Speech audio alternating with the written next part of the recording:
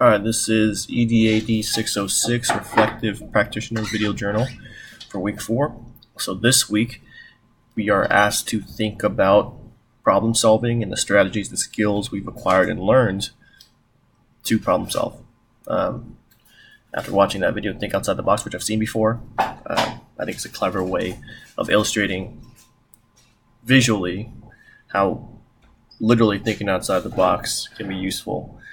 I think, like the presenter says, our minds always have to have a frame of reference, and for most of us, our frame of reference is to literally draw a box. But you don't need to do that. Instructions don't ever say in that exercise to actually frame the box in order to get the lines to connect tail to end. So I think it's a cool example of that. In terms of an actual situation, well, I've had to reframe the situation in order to find the best possible solution. The example I'm going to use and the one that, so I'm going to switch it for the lighting here. The one that comes to mind for me was actually not a student situation, but a teacher situation. It was a situation where at my previous school, several teachers, this was around March, April, so teachers were feeling that crunch of the second semester. Testing season hit. Behavior is always crazier spring semester. We just had a lot of behaviors, a lot of, kind of high level incidents when the behavior ends. And I think teachers were just feeling not only burnt out, but frustrated at all these situations happening. And I don't necessarily think it was a projection because there was validity to it, but they questioned, everything the administration was doing. They questioned the processes and practices. They said they weren't effective, and there was a lot of truth to what they were saying, but it came down to this frustration, this overall feeling of,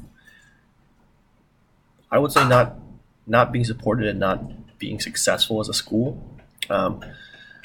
Led to a lot of teachers almost at every admin meeting just started rifling off problems, complaints, and it was becoming a really toxic atmosphere at such a crucial time.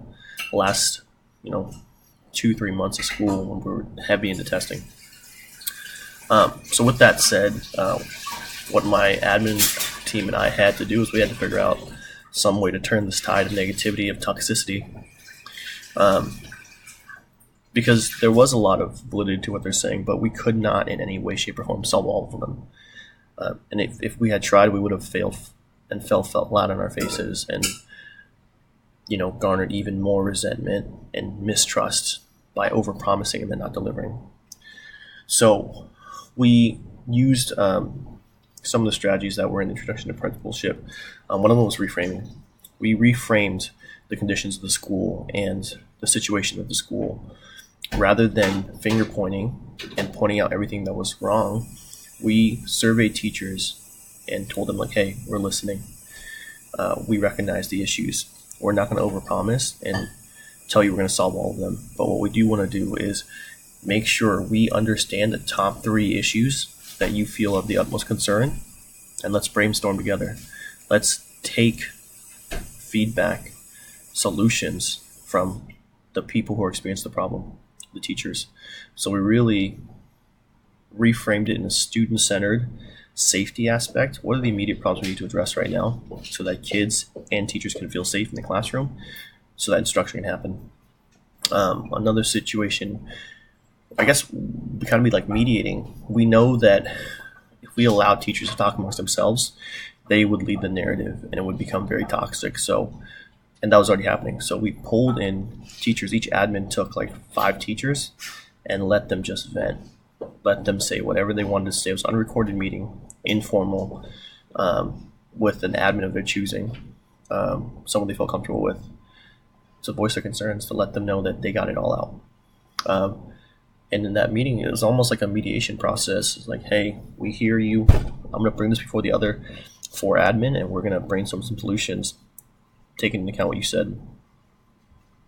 Another strategy that was used was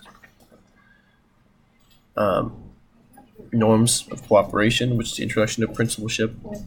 We made it very clear early on in the staff meetings when we started acknowledging the issues is that, hey, we can't fix everything, but we're going to listen, and no topic is off subject here. But you have to come with a solution. That was our number one stickler, is that everyone knows there are problems. We got to collectively come up with a solution. So the norm for these conversations is that you have to have an idea about how to fix it. It doesn't have to be a well flushed out idea. It doesn't have to be an idea that is guaranteed to be successful. But we want you to be solution minded. We want you to be forward thinking and not negative focused.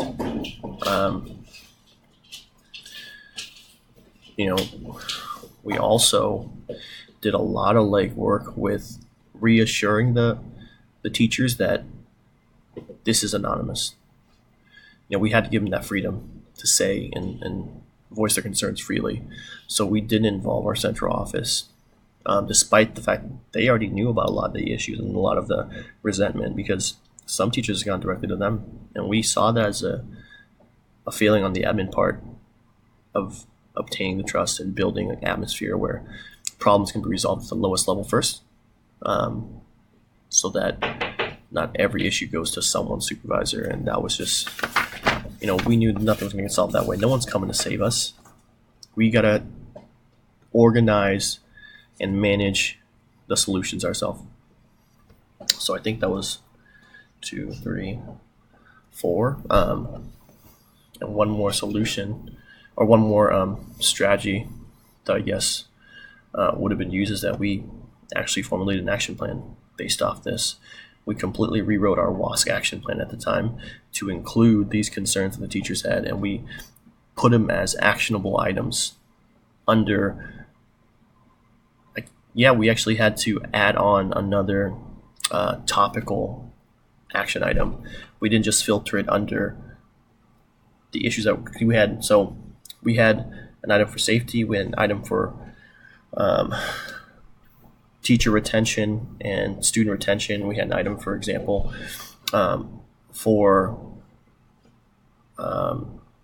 instructional and academic support, and we didn't just take their concerns and place it under one of those. We literally made an entirely new category, because a lot of their complaints were about a lack of systematic procedures and processes that teachers can rely on. So we added that to our entire WASC action plan. We added school-wide systems improvement. So that was a long process, but a necessary one. It didn't solve all the problems, but it started to get the ball rolling, and it helped rebuild some of the trust that was inherently lost when all this crazy stuff started happening. Thanks.